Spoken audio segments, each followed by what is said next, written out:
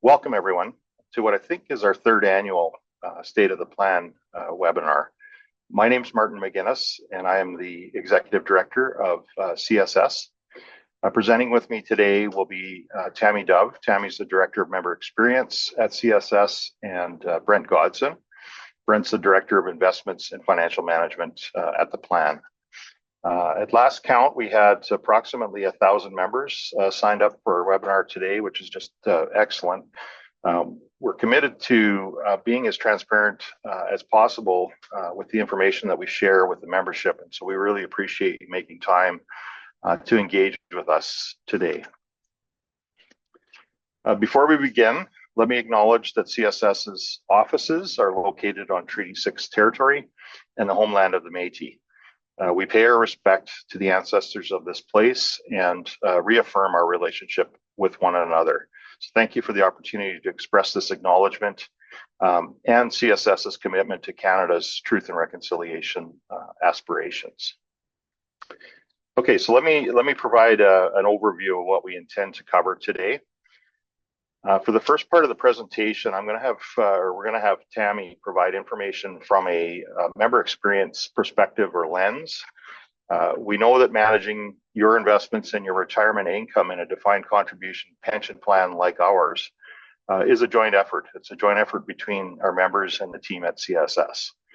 Tammy's going to provide some insights into the tools and the resources available to members and how we're continuing to evolve our member experience efforts to make the partnership between members and CSS deliver as much value as possible to members. Tammy's then going to hand things over to Brent. Brent's going to take a look at our investments with a particular focus on US large cap equities. And maybe just a few comments too. As part of our annual State of the Plan presentations, we do ask members to provide feedback through a post-presentation survey, and we certainly intend to do that again this year. I wanted to mention that the responses that we received last year were quite dispersed when it came to the level of detail that we provided in our webinar. And so, we had several members tell us last year that we provided too much detail and too much technical information when what they were really after from us was a kind of a, we're doing okay type of message.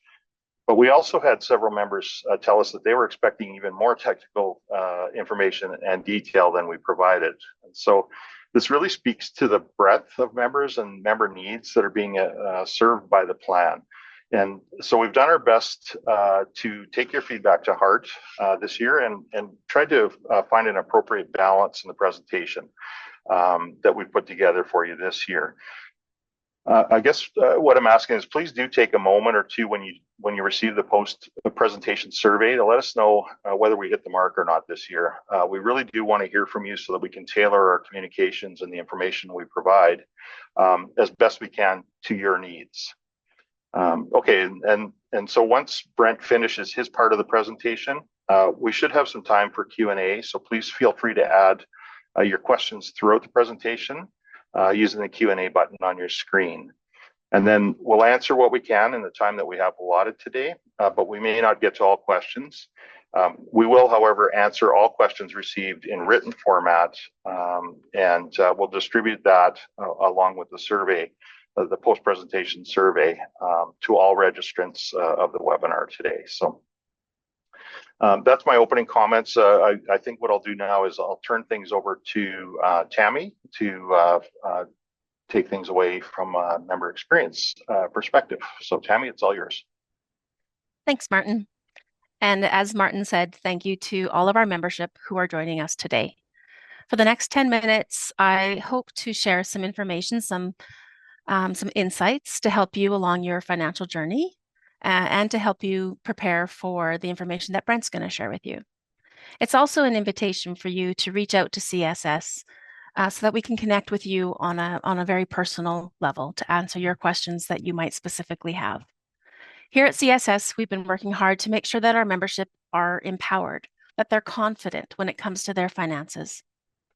We offer decision-making tools that are hopefully engaging and providing you with meaningful context, and personalized experiences. At the end of the day, we know that the experience that you have with us and the engagement that we provide you and the support that we can give you can have a truly a large impact on your financial future and your retirement income. Last year, if you attended us, I spent some time talking about having a plan and sticking to it. Having a plan as far as those resources go that CSS provides, you'll find the risk tolerance estimator online, the retirement income planning tool, investment change tools and resources and articles. I also have our financial advisors here on staff who do get quite a few interactions with the membership about their plan.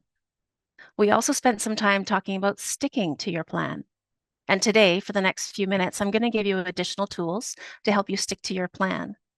At the time, last year and this year, we talked about behavioral biases and behavioral finance, things like loss aversion or following what other people are doing. We talked about trying to avoid market timing. That's always an important aspect. At the time, if you remember last year, we were still talking about recessions and recoveries and gained a lot of great insights to try and prepare you to stick to your plan. My concepts today, though, are going to focus on these behavioral finance thoughts and education for yourself. The thing is, we're all human and we make human decisions all of the time. Our reactions to finances, to life, to decisions often come from our perspectives of the world. And we do have cognitive biases. Those are like rules of thumbs or shortcuts in making a decision. And we often make our decisions based on emotional responses. These are called behavioral biases, and what I'm helping you today learn, is a tool to help you stick to your plan. Before I go on to the next slide, just to give you a little bit of human biology, you have a central part of your brain called the limbic system inside of your brain, and that is where you're going to find your freeze, your flight, your fight, your fawn sort of reactions to the world around you. And those same reactions do happen when you start thinking about your finances and your investments. We have this fear of missing out, for example. All of us have biases, by the way. You do, I do, we all do. Some of us are faced with a fear of missing out on the next best return or a fear of missing out on what others are doing. Certainly, there's emotional responses. Some of us are overconfident in what we think the markets are going to do, and some of us are afraid of losing money. We perceive that we might lose money in the markets. The first step in sticking to the plan when it comes to the behaviors of your financial future, of your current finances, is understanding that you are impacted by these types of biases. When we take some time to learn about them, it gives us a strategy. So the piece that I want to share with you right now is giving you a strategy, a tool to help you stick to the plan when it comes to making investment decisions that might be impacted by your own biases. Understand that you have biases, that you can learn about them, and that your biases will impact your future, your financial future, and your investments. There are tools that you can use to recognize which ones you have as an individual, and you can even workshop that a little bit for yourself and learn what your triggers might be. If the markets go down, if the markets go up, if we send out different articles, what different triggers you might have that will perhaps trigger your limbic system to say fight or flight or freeze and not give your frontal cortex, the outer part of your brain, the logical, deliberate thinking part of your brain, a chance to react. Once you take the time to know those things about yourself, you can identify strategies that will help you navigate those biases. And I have a picture here of that you see there. That's one of our advisors. That's Marilyn. And this is suggesting that if you do want to spend some time learning about your own biases or talk with one of our advisors about that, they would certainly be able to talk to you about that, talk about what these cognitive and behavioral biases might be for you, and talk about ways to strategize to avoid them or to mitigate them at the very least. These are some strategies that come to mind that I wanted to share with you. If you think that you're being faced with a cognitive bias, so you're looking at the world and you're You're looking for a shortcut because we're humans again, and we do make shortcut decisions based on sometimes the most recent information or sometimes what others are doing. A great way to strategize and help you stick to your plan is educate yourself, get some more data, ask some more questions. Some of the strategies include diversification within an investment portfolio, which you will definitely see that you are well diversified in your pension assets. It's important to spend some time learning for yourself, but also spending a little bit less time focusing on what might be called media noise, right? The fear that the media might be putting into you when it comes to investments and current economy. Sticking to the plan is probably one of the best solutions that you'll see in both sections for sure. And watch your emotions, because those emotional reactions are knee-jerk.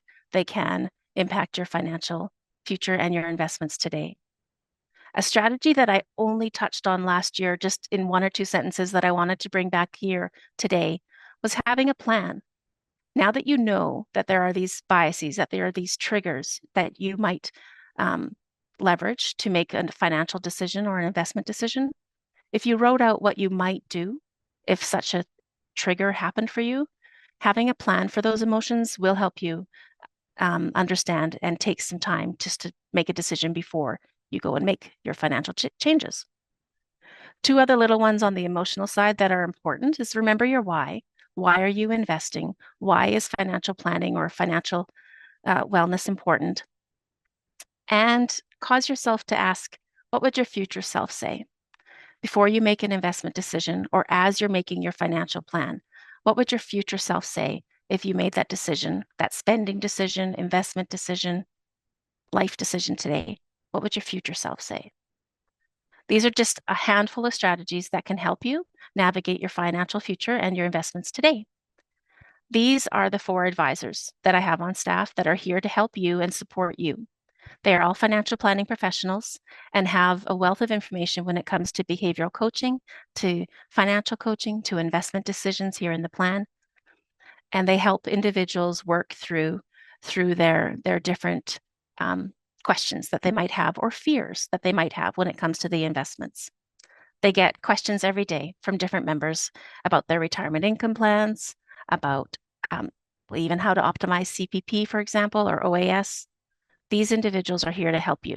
So this was part of my invitation. I hope that you do reach out to these individuals to connect with them when it comes to your financial plan and your questions that you have about your financial future. I wanted to also just give you a little bit of information to further drive home that invitation. FP Canada, now that's the Financial Planning Canada group, they recognize that people sometimes don't reach out when it comes to asking for help or getting some support when it comes to their financial income planning or retirement income planning. There's a couple different reasons for that. One of them might be confusion. What can, for example, these financial advisors help you with? What do they do? So there's some articles that I have on the website about that, and you can reach out to me and I can help you learn more about that. Sometimes we are fearful as to who we can trust. These individuals well, they're unbiased. They are truly only here to help our membership with their financial decisions. And sometimes there's just anxiety about finances. It's a very emotional thing. It's a very personal thing. And you want to know that you have somebody who's going to hold your situation in confidence and be approachable. And that's what these individuals, and that's how we try to make sure that our support and services are here for our membership. This is some examples of what our advisory team has done and continue to do for our members. We talk about spending strategies during retirement. We even talk about how best to prepare your finances, your investments as you approach retirement. There are some risks that can happen as you approach retirement and into retirement that we can teach you more about if you reach out, something called sequencing risk, for example. Behavioral coaching, all of them are well trained in that. And we also do quite a few articles on this to try and help our members with their behavioral finance questions. Ultimately, though, it's about the member outcomes. our lens here at CSS, something that I've always really loved and appreciated about CSS, our lens that we do on just about every decision we make is, how does this impact the member? What member outcome are we trying to achieve? And how can we make sure that our members have the tools to help them in their DC plan? And with that, I do hand it over to Mark or to Brent. Good afternoon, everyone. I'm going to take you through this investment section of our presentation. We're really going to be talking about the underperformance of the balanced and equity funds relative to benchmarks over not only in 2023, but over the recent past. Because we have a limited amount of time, I'm really going to focus in on our US large cap equity portfolio, which has been the #1 contributor to that underperformance over that recent period of time. Just a brief agenda and what I want to try to cover in this section is we'll take a quick look at our investment beliefs and principles. Those are those guiding principles that really determine our investment strategy and decision making. Then we'll look quickly at the behavioral biases, some of what Tammy has just covered. I want to point out a couple in particular that are particularly relevant to market conditions that we see right now and the performance that we see within our portfolio. Then we'll dive a little bit deeper into our balanced fund performance. A lot of you might have seen how we post our 1-year, 4-year annualized and 10-year annualized performance. I'd like to give you a little different perspective. We'll look at annual performance in the balanced fund through history all the way back to 1997. Hopefully we can find some similarities in current market conditions that existed previously and compare performance to those periods. Then we'll dive a little bit deeper into the large cap equity performance in 2023. We'll try to get an understanding of where that performance came from, what were market conditions, ultimately why this was the #1 contributor to underperformance. That should lead us into a conversation around our benchmarks for performance, the market capitalization benchmarks that we use in this and all our equity portfolios. But from there, we'll move on to a discussion about artificial intelligence. That was really the driving force behind the returns in the market last year. So we're want to get an understanding of not only this particular period, but previous technological revolutions like artificial intelligence, see what the stock market reaction was at that time to get a better understanding of what may be happening in markets today and what the future may hold. Then finally, we want to take a look at assessing some of the risks of changing strategies. Anytime we have underperformance, the natural reaction for us all is let's make changes. We want to delve a little bit deeper into the risks of making those changes. So first topic, investment beliefs and principles. Again, I just want to highlight some of these that are particularly important to the discussion today. Tammy's already mentioned everything we're doing in her area in terms of member experience, or the investment area is really looking towards optimizing member outcomes in the long term. And that's our #1 goal. To do that, we think we need to be disciplined in terms of our investment management practices and processes.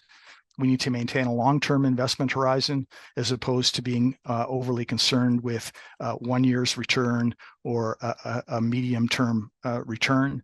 We want to make sure that we're looking, again, to the best solutions over the long term. As a fiduciary, protection of capital or downside protection is at the heart of our investment strategy. Here, we're really thinking about protecting members from the worst outcomes as opposed to trying to capture all the upside in more speculative markets. The fact that we leverage academic empirical research to give us the best probability of success in the future. A lot of this discussion today is actually going to look back at history and research from history to give us, again, a better understanding of what current market conditions are and what future outcomes might potentially be. And then finally, the importance of diversification. We really look to diversify the portfolio as a main way of reducing risk or mitigating risk within the portfolio. Again, these are the investment beliefs and principles that I think are particularly relevant to our discussion today. So if we move on to the next slide, managing our behavioral biases. Again, Tammy's covered the importance of understanding our behavioral biases and ways that we can mitigate those. I just want to point out two that I think are particularly important to the discussion today. Recency bias. Tammy already mentioned, that's the bias which leads us to believe that or place greater importance on recent events as opposed to ones that may have occurred in the more distant past. So thinking that the next 5 years or the next 10 years may look like the last 10 years would be an example of recency bias. FOMO, Tammy also mentioned, fear of missing out. That's that powerful fear that we may do more poorly relative to our peers. Again, that can lead us to irrational investment decisions, decisions which are not properly evaluating the relative risk of investment. So we want to keep that in mind, particularly in periods of underperformance like this. If we go to the next slide, again, I said we wanted to take a closer look at balance fund performance. And as we zoom in on the calendar year performance starting in 2023 and working backwards, you can see that this recent 6-year period has been a period of underperformance relative to benchmarks within the plan, about a 11.5% cumulative underperformance relative to those benchmarks. If we scroll back over time, we can see that's pretty unusual in terms of performance relative to benchmark. Those periods that we do have underperforming, relatively minor underperformance until we get all the way back to the period 1998 and 1999. It might help us understand that's also a period that has very similar level of underperformance of about 10.5% cumulative over those 2 years. And if we scroll back out and take a look at the graph on the right-hand side of this slide, this is a valuation model, one of the valuation models that we look at. It compares inflation-adjusted prices and the S&P 500 index with a long-term trend line. So it's a relatively simple valuation model. It suggests that over time, prices can become overpriced or underpriced, but eventually they tend to revert back to the mean. I've highlighted the 2 periods in the history that are particularly overvalued. Those are that period in the late 1990s that we just looked at, in which our portfolio underperformed in, as prices became much more elevated above the trend line. It's a period of underperformance for the portfolio. When you see those prices revert to the mean in this particular model, you see our portfolio tend to outperform in that market environment. Similarly, in this most recent period, same type of outperformance, same type of high market prices above the trend line in this period 2018 to present. Again, a period when we saw those rising prices in 2018 through to the end of 2021. It was a period in which our portfolio underperformed. When we see that reversion to the mean that started in 2022, a period of outperformance for our portfolio. But as we've seen prices rise again in 2023, we've similarly again seen the underperformance in our portfolio. So if we move on, let's take a look again at this number one contributor to underperformance, our US large cap equity portfolio. The manager in this space is a firm by the name of Scientific Beta, and we'll explain a little bit more about that in a moment. But you can see in the 1-year returns for the portfolio, the absolute return level is not bad, 10.7%.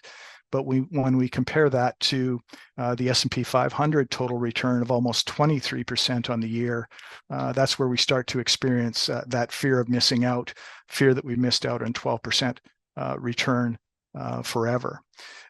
Obviously, that 1-year return it works its way back into the 4-year annualized returns and the inception to date returns.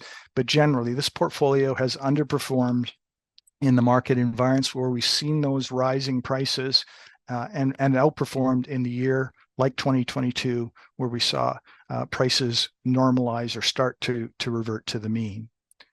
A little bit more about scientific beta and its investment philosophy and process and portfolio construction, just to give you a better understanding of how potentially we could get that level of underperformance in a year. So scientific beta is what we call a quantitative manager or index. So they actually rank the 500 stocks in the S&P 500 index according to 6 academically validated equity factors. These are characteristics of companies that have outperformed the index over the long term.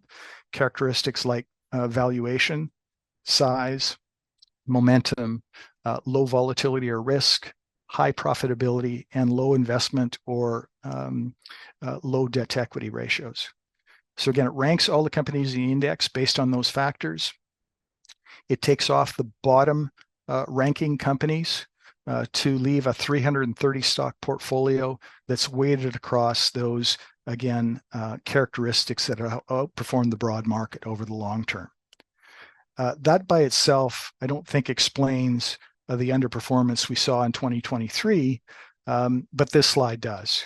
And so 2023 was really a slide of a year in which 7 stocks outperformed the index, the broad index, by significant amounts. And they're on the left-hand side of this slide: NVIDIA, Meta, Tesla, Amazon, Alphabet, Microsoft, and Apple. And you can see that their performance in 2023 ranged from a return of 48% all the way up to almost 240%. If you compare that to the rest of the market and you look at the chart on the right-hand side of the slide, you can see the S&P 500, excluding those Magnificent Seven, only produced a return of around 11 or 12%. But those 7 names, based on their weight in the index and those performances that we see on the left-hand side, pulled the performance of the stock market from 11 or 12% up to about 24% in US dollars in 2023. If we move on, this slide really tells how unusual that type of performance is, to have a small handful of large cap stocks dominating the rest of the market by that degree. This is a comparison of the S&P 500 market cap index to equal weighted index of the same 500 stocks. So when we look at this slide or this graph, when the bar is above 0, the market cap weighted index is outperforming. When the bar is below 0, the equal weighted index is outperforming. And you can see that 2023 was quite an unusual year for this large cap outperformance. We have to again go all the way back to the late 1990s to see that level of outperformance by the large cap sector over the rest of the index. If we move on to the next slide, I think that leads us into a closer examination of these benchmarks, the market capitalization benchmarks that we compare our performance against. And there's pros and cons of these benchmarks. In terms of the pros, theoretically, these represent the broad market. They're believed to be the best benchmark in which to compare the performance of our active managers. We use them for all our equity managers, as do most of our peers. They're also easy to replicate and recreate, and that means they're easy and cheap to track if you want to create a portfolio that tracks the market benchmark. But there are some disadvantages to these benchmarks that we need to understand. First of all, they tend to be backward looking. Because the weight of each stock in the index is based on its outstanding shares times its market price, those market prices are really driven by past performance, not the future outlook for the company. That tends to make these portfolios or benchmarks biased towards the largest cap stocks in the index. And more importantly, the other weaknesses that are mentioned here, they become prone to risks of concentration and risks of mispricings, or in extreme circumstances, asset price bubbles. So the best way to exemplify that is to look at this next slide and a couple of periods historically where we've seen that excessive concentration and price bubble risks in markets. So on the left-hand side, we have the Japanese stock market in the 1980s. This was a period in which we saw the Nikkei index at that time rise almost each and every year during that decade. That brought in more and more speculation into the market and continued to drive up prices to the point at which gains in 1988 for the index were 40%, followed by another 29% gain in 1989. At its peak, as evidence of how concentrated the market had become, Japanese shares accounted for 45% of the global stock market. That's at a time when the United States was only weighted at 33%, despite being a much larger economy. When the price bubble burst and prices returned to normal levels, the Nikkei index fell by 63%. In fact, the Nikkei index only in 2024, just earlier this year, returned to that valuation they had back in 1989. So it took them 35 years to recover from that asset bubble. The other period in time that we refer to when we look at periods of concentration and asset price bubbles is the dot-com era. That's that late 1990s period in time when we saw technology stocks rise in markets, largely around the prospects to take advantage of the internet at that time. I'm showing the NASDAQ index on this slide. It's the technology-heavy index in the US. You can see how prices rose within that market through the late 1990s and early 2000, only to see that market fall by 77% in the following years.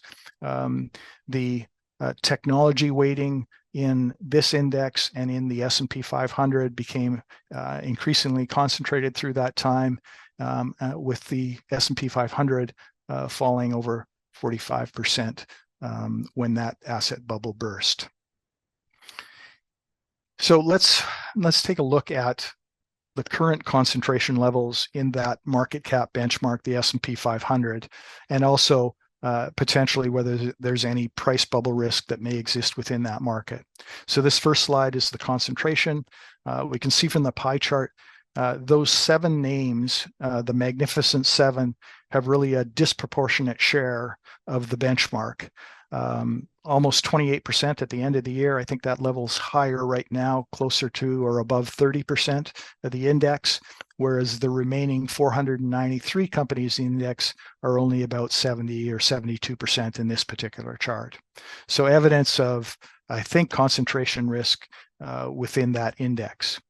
If we look to the next slide and the potential for pricing bubble existing or mispricings in the market, if we look at those 7 magnificent stocks again, and we look at their share of the world market, the world or global stock market, we can see that they have the same valuation as the 5 largest developed countries after the United States in the world. So Switzerland, Canada, France, the UK, and Japan, all the companies exist within those countries in the index have the same market valuation as those 7 stocks. And that's based on the fact that the Magnificent Seven only have 10% of the profits of the index, where those 5 countries and all of their companies have almost 3 times or 27% of the profits of that global index. So just a quote on the side of that chart. Basically, we can look pretty foolish during times when we see the run-up of prices in a group of stocks like the Magnificent Seven, and the FOMO during those periods can be overwhelming. But we also need to be aware of some of the risks of paying too much for assets with high expectations, have historically also been a recipe for disaster. If we want to move on, let's talk now about what exactly it was that led to these Magnificent Seven outperforming the rest of the market by the level that they did in 2023. And that really centered around artificial intelligence. So again, if we look to the graph on the right-hand side of this slide first, this is the S&P 500 index starting at about in 2020, going to present day. Again, if we look at that index coming out of COVID, a period of accelerated performance of a group of technology stocks similar to the Magnificent Seven, a period of rising prices, also a period in which our portfolio outperformed. Again, as we saw starting in 2022, we saw the start of a reversion to the mean in the S&P 500, and correspondingly a period of outperformance for our portfolio. But then in late 2022, OpenAI launched its large language artificial intelligence model, ChatGPT. It touted some impressive features and capabilities and really started this artificial intelligence race or frenzy that we're in right now. And again, you can see almost immediately after the launch of ChatGPT, we saw prices again in the US market start to accelerate, and correspondingly underperformance in our portfolio again. So let's again take a step back and let's look at other technological revolutions like artificial intelligence and what their impact was on the market, so that we can, again, get a better understanding of what may be happening now and what the future may hold. And there's actually a model called the Gartner Hype Cycle that describes what has happened in all these previous technological revolutions, whether it was the internet or the invention of the telephone or railroads or canals. In each of those cases, once that technological trigger happens, we see investor enthusiasm, incitement, increased expectations drive up prices in the stock market. And at some point, those inflated expectations peak, and what follows is a period of disillusionment, typically as all the benefits that investors believed would accrue to those companies because of that new technology took longer to be realized than originally anticipated. And so from there, we start to see stock prices fall with that period of disillusionment. Ultimately, when those benefits, those productivity improvements, those improved profits actually happen in the marketplace, then we see some level of increase in prices again in the market, more normalized to the actual benefit that's being experienced. Again, I think the best plan is to look back at some examples in history. The internet was probably the most recent technological revolution. Again, this was the late 1990s. The dot-com bubble was inflated on the narrative that the internet was the new paradigm. It would change the way we buy and sell goods, share information, and it's done all of those things. But again, at that point in time, the companies that were believed to be the beneficiaries of the internet, the top 10 tech names of 1999, really had difficulties living up to those expectations. In fact, if we look at this, these top 10 tech names, which still include an impressive group of companies, Microsoft, Intel, IBM, Oracle, Qualcomm, that group of companies over the next 23 years as a group was unable to keep up with the S&P 500 as a whole. Their return was 4.7% over that 23-year period, whereas the S&P 500 broad market performed at a level of 6.3%. Only Microsoft was able to beat the benchmark, the S&P 500, over that 3-year period. And it actually took Microsoft 16 years to get back to its price level from the end of 1999. The next example may be closer to home, a little more recent, might be the Canadian cannabis industry. The new paradigm here was that we were going to see legalized or regulated marijuana for recreational use by adults, first introduced or by Justin Trudeau in 2015. Ultimately, The Canadian Senate legalized recreational marijuana use in June of 2018. Similarly, we saw a hype cycle associated with that cannabis industry.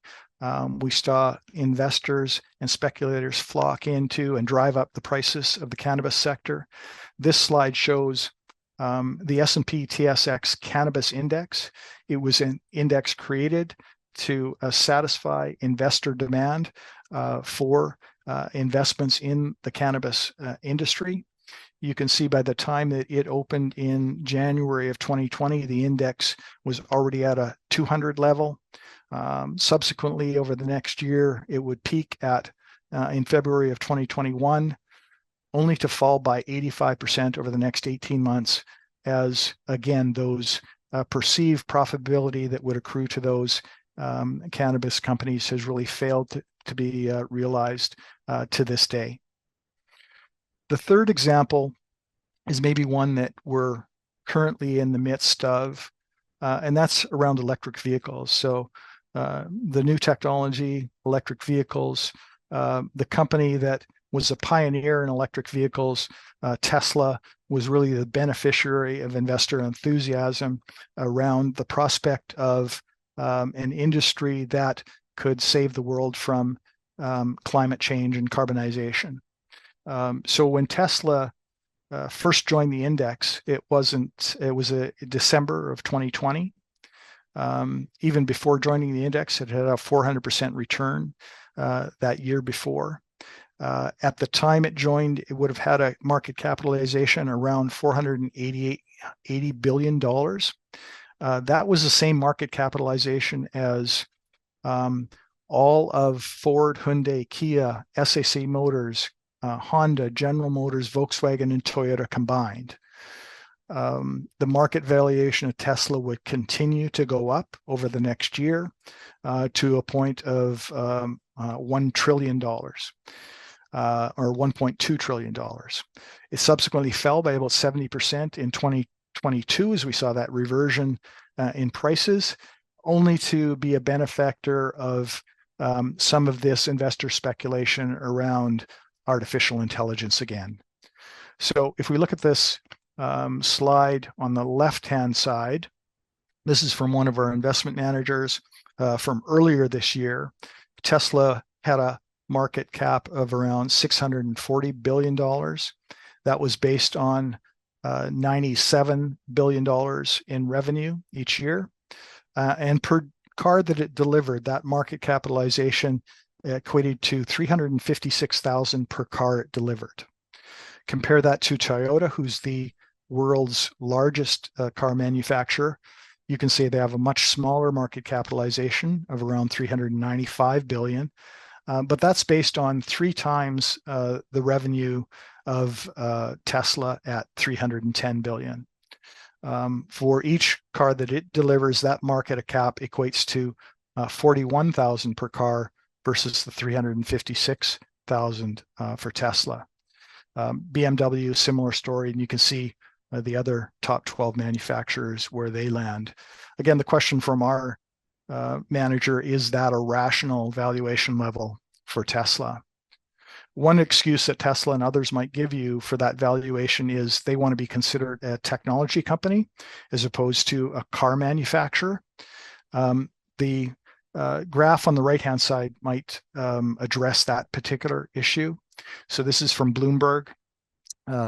This graph shows us on the horizontal axis the cost or price of stocks measured by price earnings multiple, and on the vertical axis shows us the operating margin for each company. So from a price perspective, I think we already know Tesla is priced much higher than the other stocks. It's priced at 60 times earnings to buy a stock, whereas the rest of these car manufacturers are somewhere below 15, many below 10 times earnings to buy those stocks. Tesla's argument that it's a technology company, in theory, should be supported by higher operating margins than the rest of this group. But you'll see if we look along that vertical axis, that Tesla has the same operating margin or a very similar operating margin to Hyundai, and actually an operating margin less than Mercedes, BMW, or Toyota. So where does that leave us today? If we move on to the next slide, this has been very volatile. I think this was actually taken when I updated the slide a couple of weeks ago, but Tesla at that time was down by 30% year to date. It's certainly seeing increased competition from other EV manufacturers.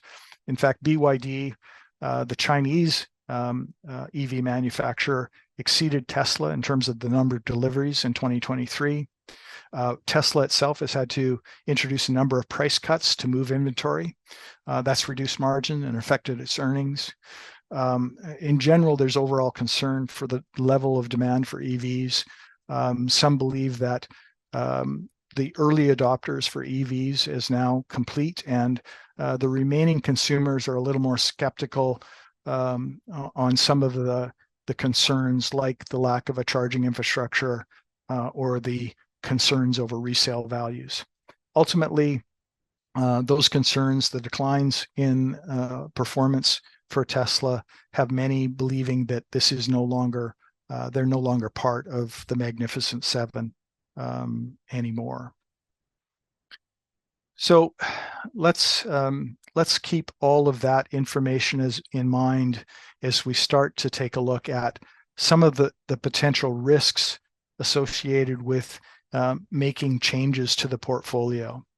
And anytime we make a change to the portfolio, there's timing risks involved. And maybe the best way to describe that is, again, to look back to that historical period in the balance fund back in 1998 and 1999, where we saw similar levels of underperformance. And if the board and management at that time in history had become overwhelmed by that level of underperformance and decided to make strategic changes within the portfolio, that would have been the worst possible decision that they could have made. Luckily, you can see that they stuck with their investment strategy, remained disciplined, and ultimately that paid off in terms of outperformance in the portfolio in those number of years that followed, when we saw the returns or valuations return to the median. So let's again take a look at some of those investment beliefs that we have and just where this U.S. large cap portfolio stands. We already looked at the concentration risk within the S&P 500, but how does that scientific beta U.S. large cap portfolio compare? So first of all, from a diversification perspective, you can see that I've shown the top 10 names here compared to the top 7 in the S&P 500. That top 10 names in a portfolio of 300 is a relatively smaller proportion of the total portfolio.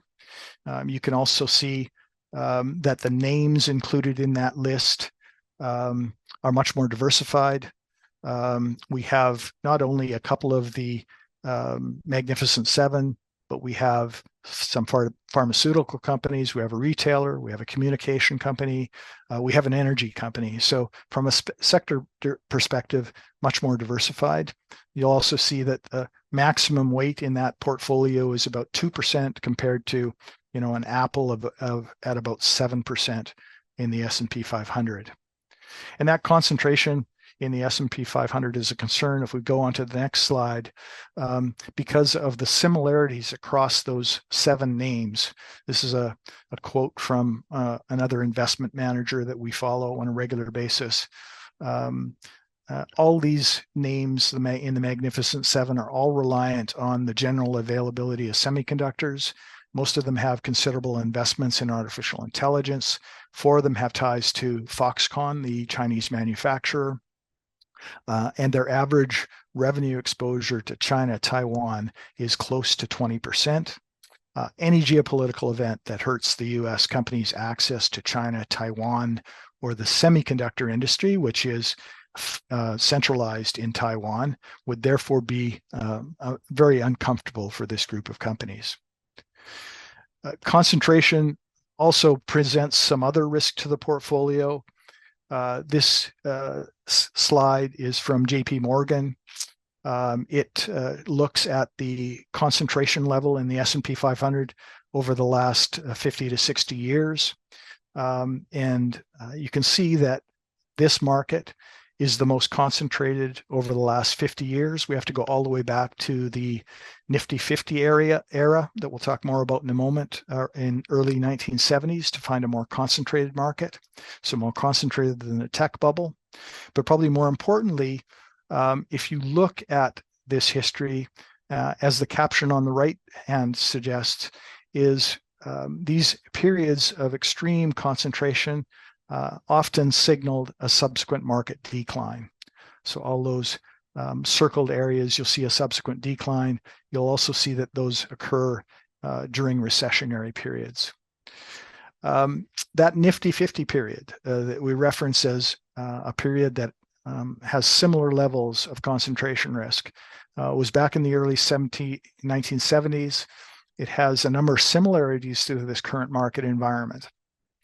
It was also a period where there was a lot of uncertainty, inflation, war in the environment, and investors gravitated towards a group of stocks they thought they could trust. They were 50 of the largest stocks in the US market. They believed at the time that these were one decision buy and hold stocks. They at the time had little concern for the price that they paid because they thought the price would always go up for these stocks. Ultimately, that drove valuations for those 50 stocks up to a level that was twice that of the rest of the index or the other 450 stocks.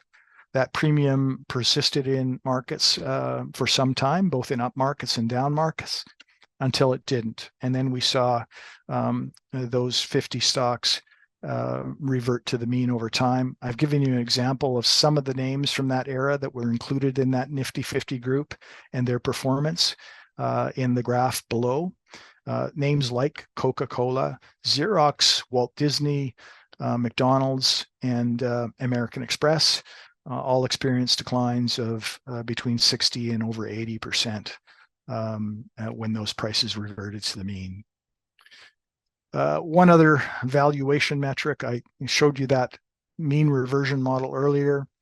I want to show you another model that we watch and monitor. It's called the Shiller PE ratio. We've talked about this in, I think, each of the State of the Plan presentations in the past. So I wanted to show it to you again. The current level of this model is around 34.5. The long-term median price level is around 16. So certainly prices are very elevated from a historical perspective. But you can see from this graph that they can go higher. The tech bubble was at a much higher level, as was the COVID bubble, but certainly elevated relative to history. Probably more importantly, just the caption on the right, David Rosenberg, who's a well-known Canadian economist, former chief economist from Merrill Lynch, just has highlighted the increases that we've seen since 2022 in the marketplace haven't been supported primarily by earnings growth. So the market's up over 26% over this past year or thereabouts. Only 6% has been justified by earnings growth by those companies.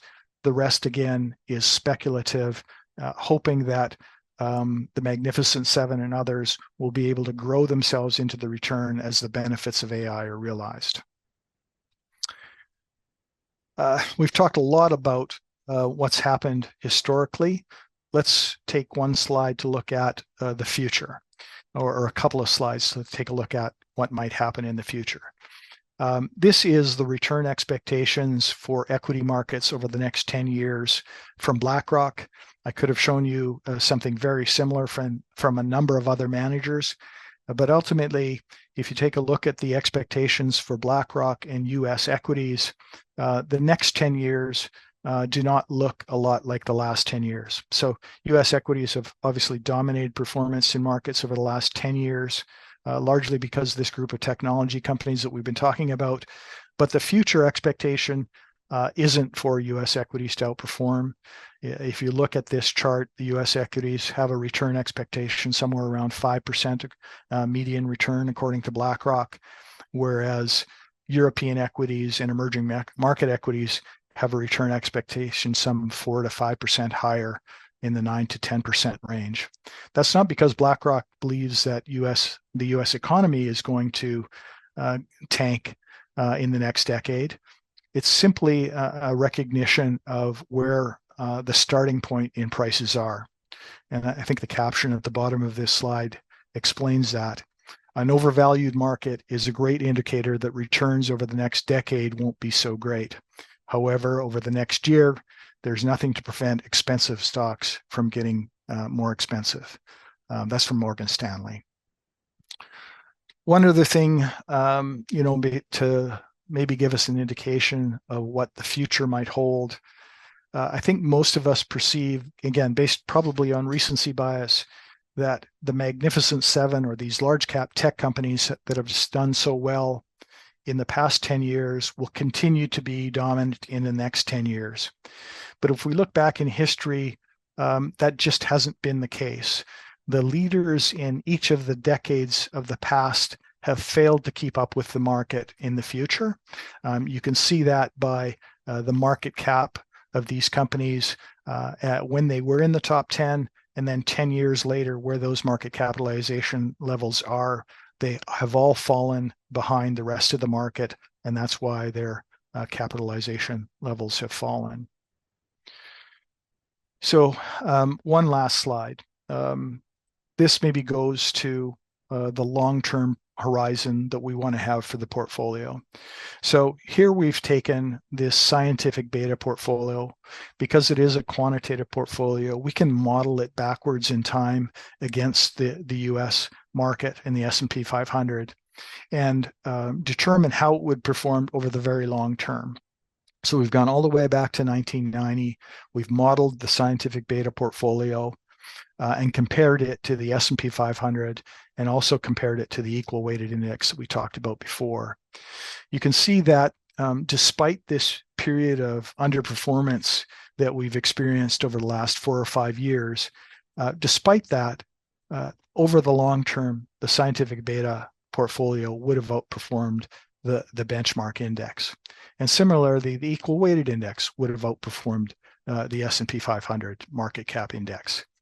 I think that goes back to some of the cons that we talked about when we were examining these market capitalization benchmarks.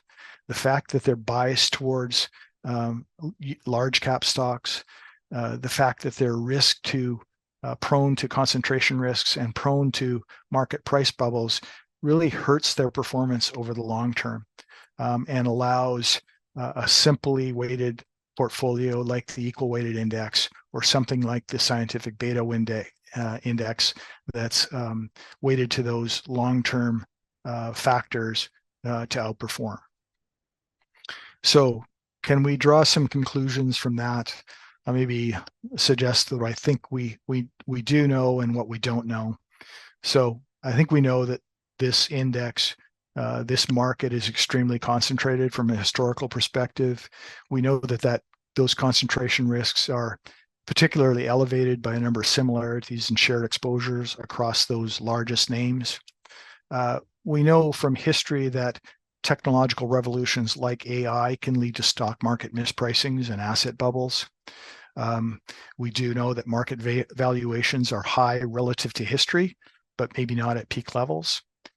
And we also know that historically market leaders have had a low probability of outperformance in the following market era. And finally, putting all those together, switching investment strategies and managers can introduce market timing risks to the portfolio that we need to be aware of. What do we not know?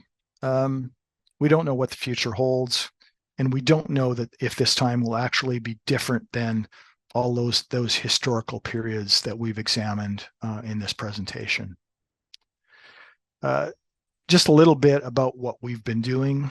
Plan management, the board, our investment consultant Mercer have been looking into, in particular, this U.S. large cap performance since 2020, when we experienced the levels of underperformance at that time.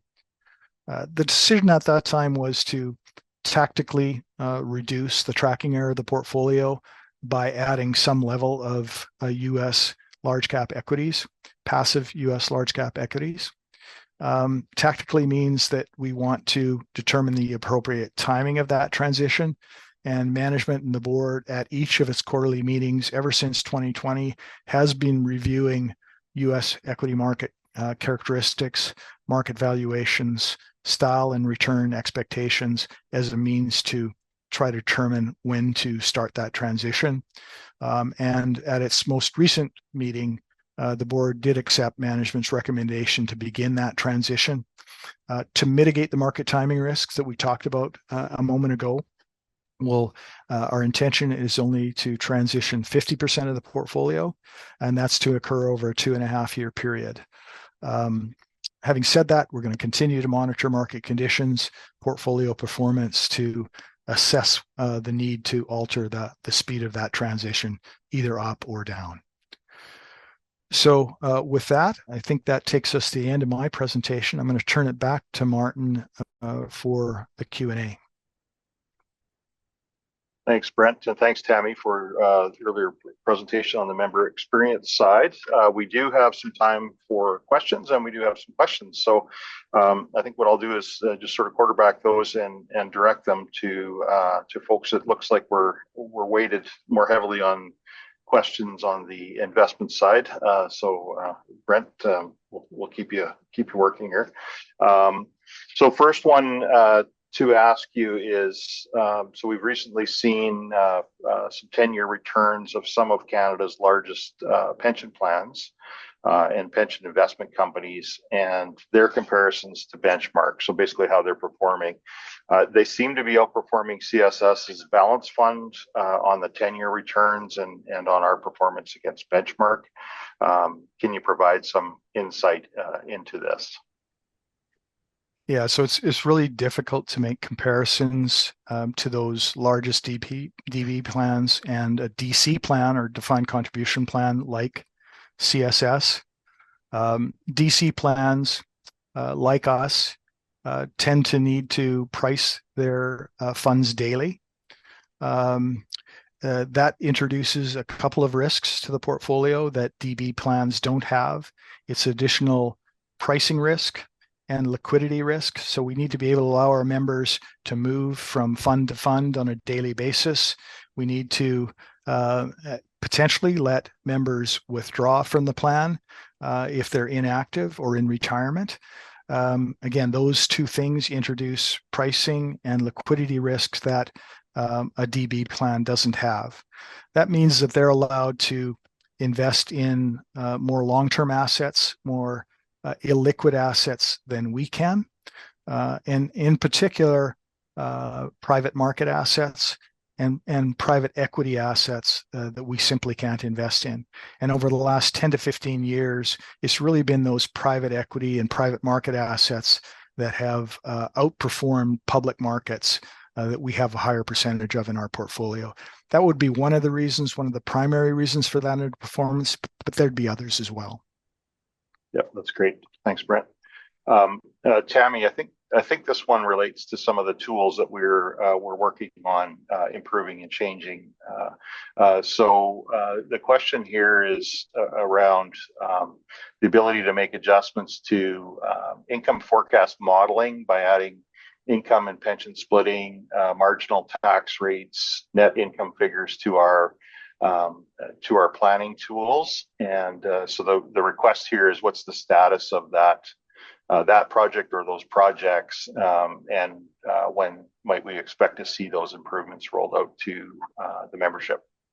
Those are good. It's a good question, and we are currently just testing those. So those enhancements to the tool, they might even be in production yet, but I have a feeling they're in the final stages of testing. So what we did was we introduced pension income splitting to the model and made the projections and the income expectations there net instead of gross. They previously were gross. So the advisory team have been testing that based on some feedback that we got from a member. Excellent, thank you.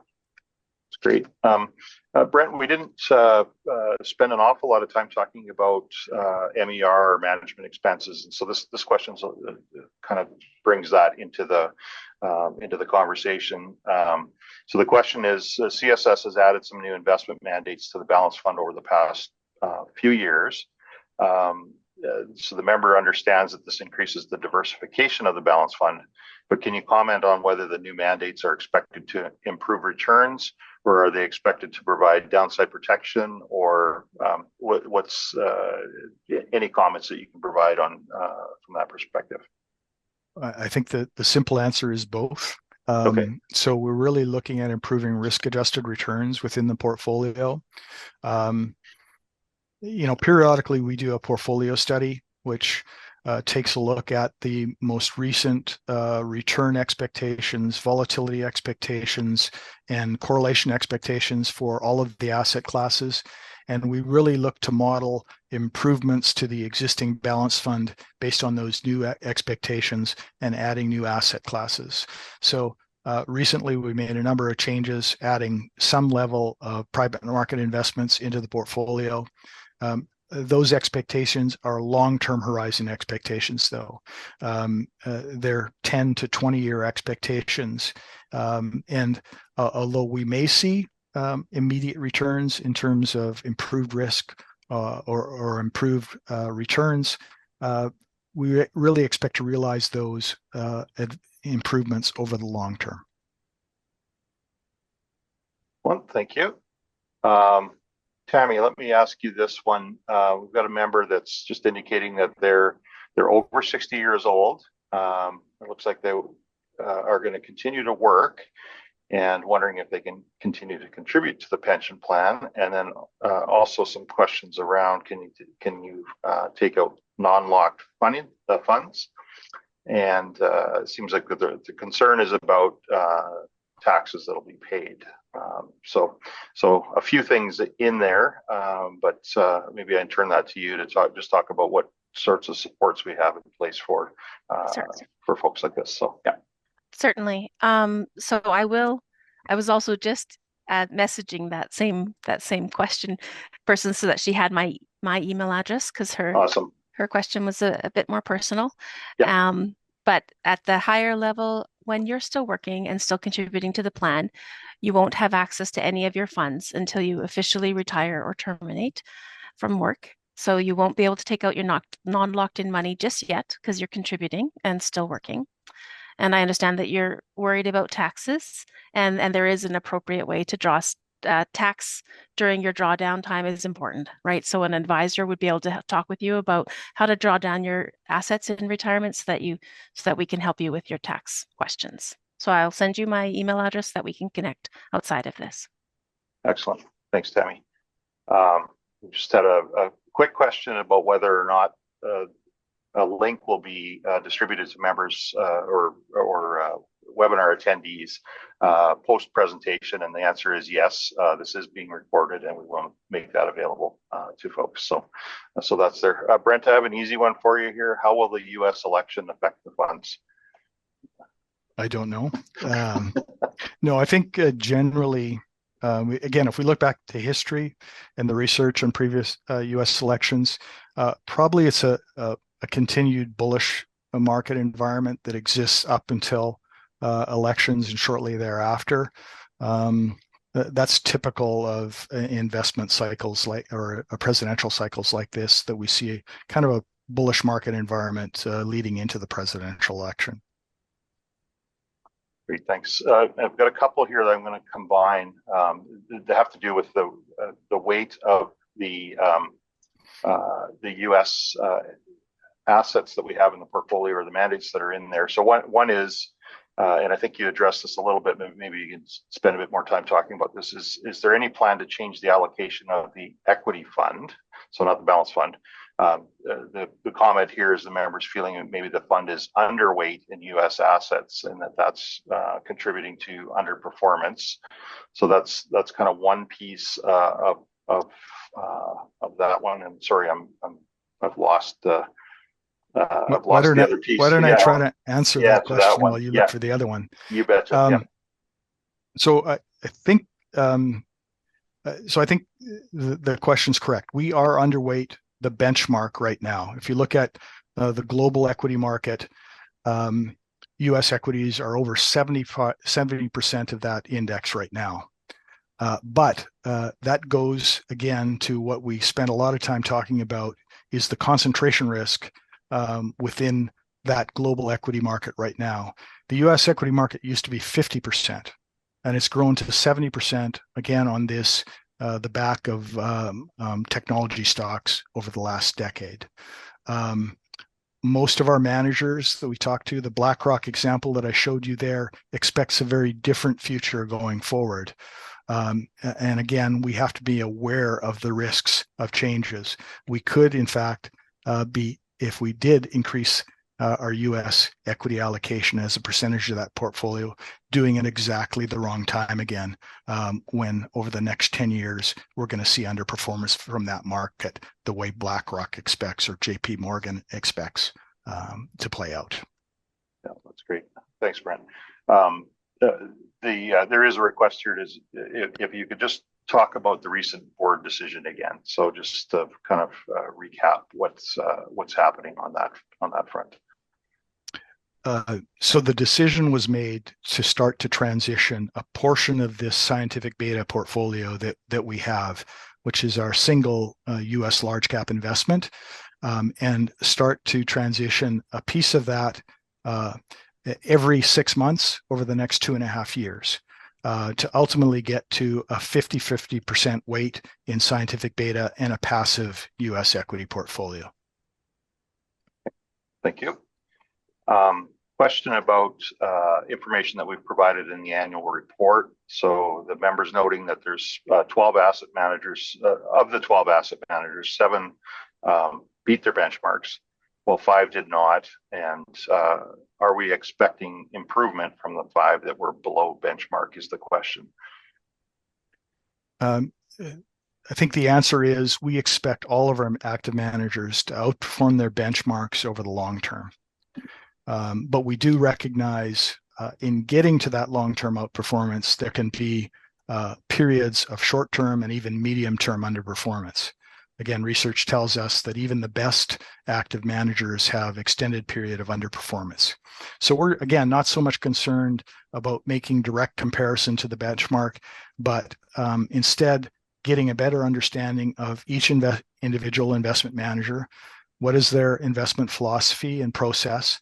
And then with that, making comparison to the existing market conditions. And is it one in which we expect that manager to outperform or underperform? And that's really how we monitor managers as opposed to simply make a direct comparison from performance to that benchmark. Great. That's great. Thanks. And there's a question here that I think might provide some insight in terms of just how we approach management of the portfolio overall. The question is, will CSS use AI to analyze stocks to be included in the portfolios? We're certainly not there yet. And I don't think the industry is there yet. So in the future, could AI provide some means to provide analysis, fundamental analysis for stocks and what gets included in the portfolio and what it gets excluded? Certainly could, but I think we're a ways away from that. Yeah. Well, maybe just a side note on that. I read a story today that McDonald's is pulling AI out of all of their drive-through operations because of the errors that it's creating for them. So we're not quite there showtime yet, I think, for AI. So a question about the pension fund, Brent. Can we see where the pension fund is investing in particular equity mandates or equity involved in that pension fund? So there is no equity exposure within the pensions fund. So the pensions fund is what we call an immunized strategy. It's a relatively low risk strategy where we try to match the performance of the liabilities or our future payments to members to the market. That usually means investing in fixed income investments. Those fixed income investments are diversified across largely Canadian bond market, tilted towards provincials, which provide a higher return as opposed to federal issues. But there's also exposure within that portfolio to commercial mortgages, as well as private debt as well. But that's kind of a broad view. But again, it's a low risk portfolio. We're guaranteeing those payments to members for the rest of their life. So we can't take a lot of or any equity risk in that particular portfolio. Great. Thanks, Brent. I see we're at 5:46. We had committed to wrap things up at 5:45, so I want to be respectful of folks' time. Just a quick reminder that, and I know there's a few questions here that have come in that we didn't get to, and we will get to those in the written responses to the questions, and those will be distributed to everybody that had signed up for the webinar today. In addition, we will be sending out a link to the recording from today. And then last piece I wanted to, just a reminder, you'll receive a post-presentation survey. We're seeking your feedback on how we did today, how we can improve future presentations. And so please do take a minute or two to fill that in for us. That feedback is really important for our efforts in improving what we're delivering to you. So with that, I'll wrap things up. But thanks to Brent and Tammy again for the presentations, and thanks to the folks that joined us today. We really appreciate the opportunity to engage with you and to share information about the plan. So we'll leave it at that. Have a great evening, everyone. Thank you.